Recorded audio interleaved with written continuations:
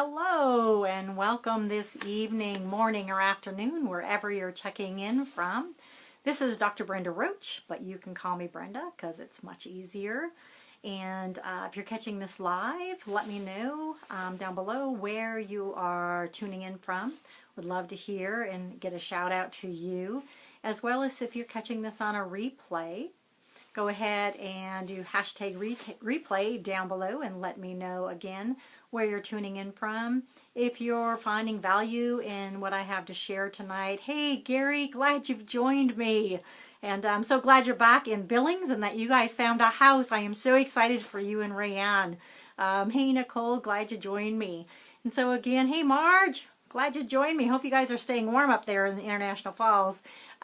So again, my name is Dr. Brenda Roach, but you can call me Brenda. It's just much easier.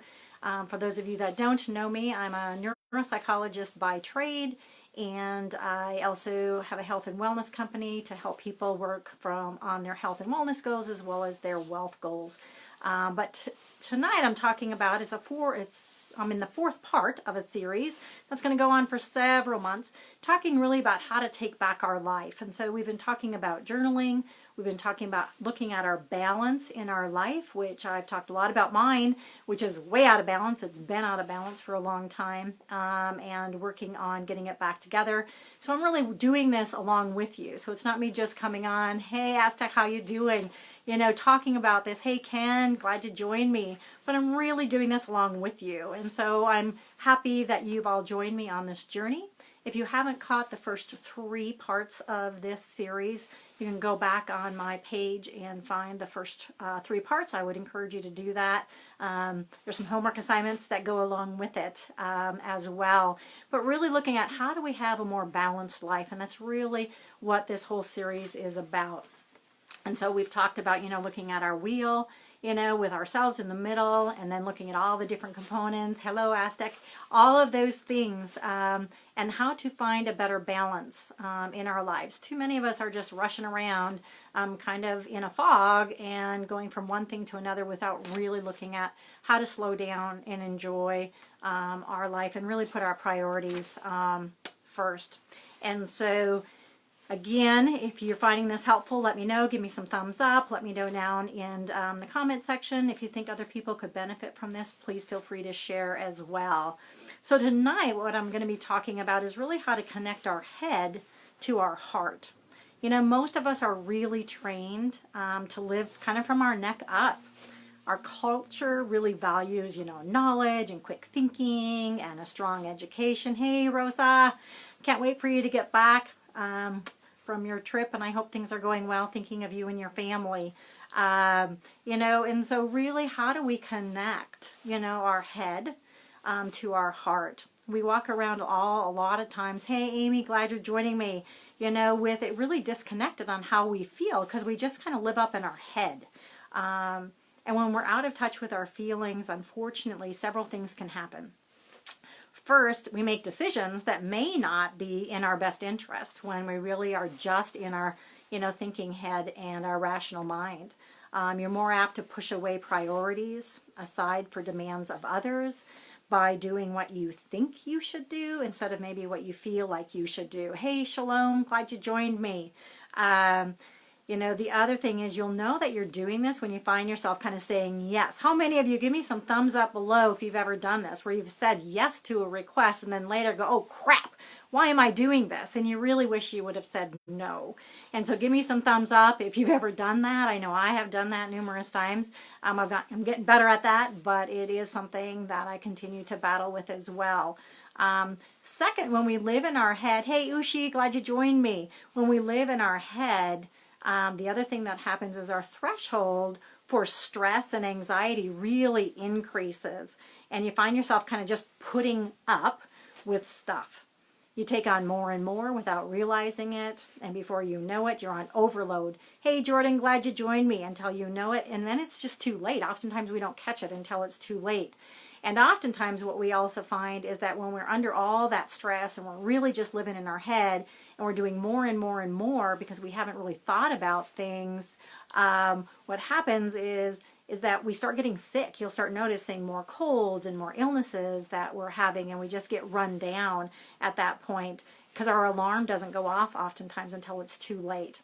The third thing that can happen when we just live in our head and not in our heart is that we miss out. We miss out on the richness that our feeling kind of state provides us. You know, it's kind of like our feelings are kind of our soul connection. Hey, Stephanie, glad you're joining me. And it really is your ability to really feel what you want in any given situation. Hey, Nancy, glad you joined me. Living in our head also really impacts your ability to really deeply feel either positive or negative kind of emotions. And we walk around just kind of feeling kind of numb at that point. Give me some, put some an emoji down below with a sad face if you've walked around and realize that you just are kind of just going through day to day without really feeling much. I know I've recognized that in myself, and that's really what's gotten me into this series is looking at my life and my life being out of balance. And so again, as I said earlier, I appreciate you all going on this journey with me on getting our lives into more balance because, you'll know that maybe you've just been walking around, hey, Chris, glad you joined me, that you're out of touch with how you feel when you're just feeling detached from situations and you're not feeling connected, and maybe your spouse or your partner or friends and families kind of start talking about how you feel or you seem kind of detached or maybe emotionally unavailable. And I know for me, and I apologize to all my friends and family at this point because I think I've been pretty emotionally unavailable for several years because I've just been diving into work and doing and meeting everyone else's needs, but not mine or, my friends and families. And so this is, again, really helpful for me going through this, and hopefully you will find it beneficial as well. The connection between your head and heart is really essential to living well. And without it, we just kind of are sleepwalking through life. And so I'm going to talk about 2 different things tonight that you can do. They're pretty simple things to really start connecting your head to your heart. And so the first thing, and they're really simple, they seem really basic, and they really are simple. We just don't use them. So the first thing to do is to stop, breathe, and feel. So check in with how you feel before making any decisions. You need to relax, breathe, and just mull it over. When our lives move so darn quickly, we can't feel, and we have a tendency then to act kind of impulsively. So give me a thumbs down in the comment section for anyone that's done that, where we've just made these decisions, we're moving quickly, and we just act impulsively. I know I would be putting some in there for myself, where we've just acted pretty impulsively. When we're faced with a choice, we really need to just stop, take that deep breath into your body, and notice how it feels. Are there any signs of tension? And if so, where in our body are we feeling that tension? Recognizing it, is it something that we really want to do? Taking that deep breath will really move you into your body, and it will help, again, connect that head to the heart. And our body is a really powerful tool in guiding us and helping us make decisions that are really in our best interest. We just don't listen to it very often. And so I'm encouraging over the next week to do that. So this is kind of what I would like for you to do. Over the next week, spend the next week consciously. Hey, Beth, glad you joined me.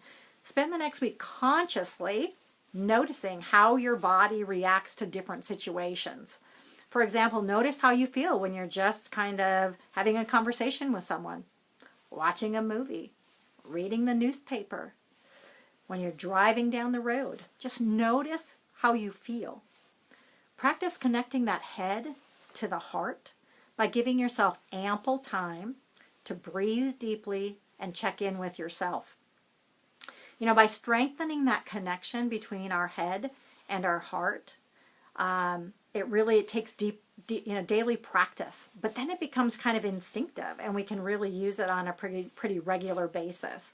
And you'll start noticing that you're going to make decisions really based on what's in your best interest, versus just these impulsive decisions that we make when we just kind of are on automatic pilot and really not stopping and noticing and connecting again our head with our heart.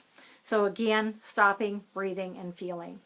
The next thing is to just slow down. Just slow down. Our pace that we run at in our lives these days is way too fast. We just don't slow down. And it's difficult to feel anything when we're just moving so quickly throughout life. You know, you don't let a fast-paced society, keep you living, in your head. And so again, start consciously. There's that word again, consciously over the next week, slowing down and noticing how you feel throughout the day. When you're eating, just eat. Eat slowly. Enjoy your food. When's the last time you actually enjoyed your food instead of rushing through it and just getting the food in there because it's time to eat? But really enjoying your food and bringing your attention to the present moment. And while walking to the bus or to your car or train or wherever you're at, slow down and just notice how that feels. Notice your muscles. Notice what's around you. Notice your environment. How many times, give me your favorite emoji down below. If you've ever driven someplace and you've been on such automatic pilot, you haven't noticed anything that you've driven by.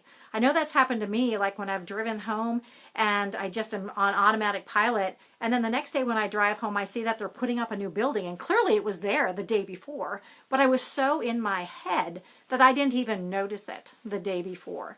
So we just need to slow down, recognize how we're feeling, recognize what's going on, around us in our environment.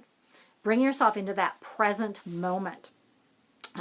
So this is a really simple exercise that you can use, and it's kind of just talking to yourself in your head as you do it. I can see people are saying, yes, it's happened to them. It is. It's amazing on how we just go on in life and we just kind of continue to move forward without really experiencing life. At the end of the day, we've just gone through another day. But have we really experienced that day? So when you find yourself over the next week rushing around, I want you to stop and repeat the following statements to yourself. You would use your name, but I'll just say it with me, but in my name, where I say my name, put your name in this. Brenda, stop, be present.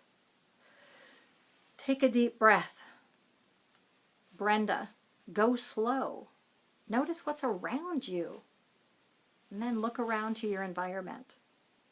And then ask yourself, how do you feel right now? So again, Brenda, stop, be present. Take a deep breath. Brenda, go slow. Notice what's around you. And then how do you feel right now? And then you can use that exercise. Hey, Kimmy, glad you're joining me throughout the day to teach yourself to just move at a slower pace. And before long, it really will become habit. You may even want to just jot some down in your journal. We've been talking about journaling.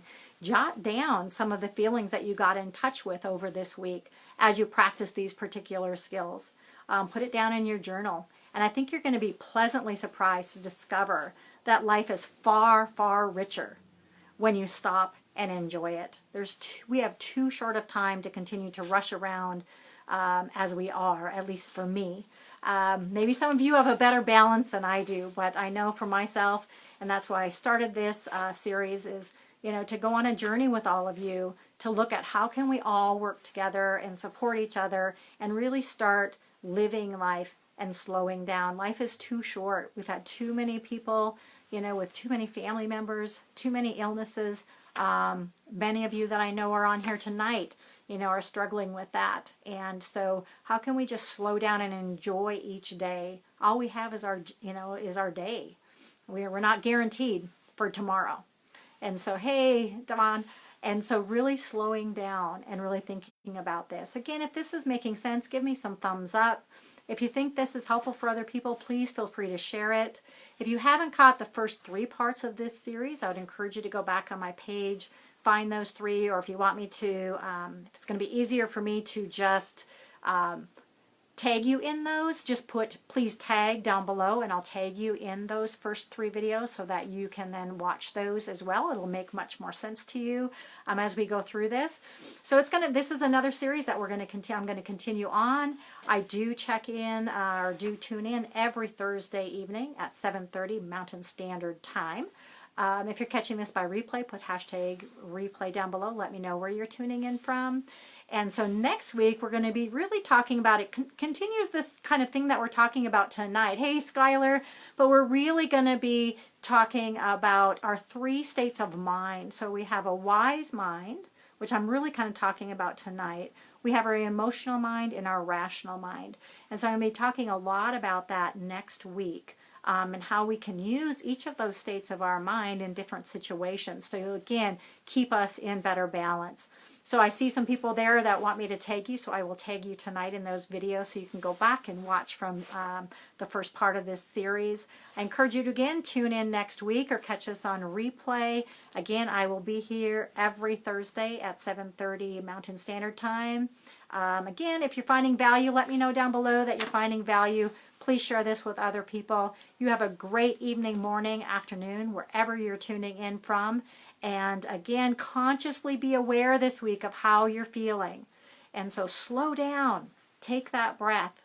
And I'll look forward to hearing from you next week on how you do when we continue this series. Have a great rest of your day.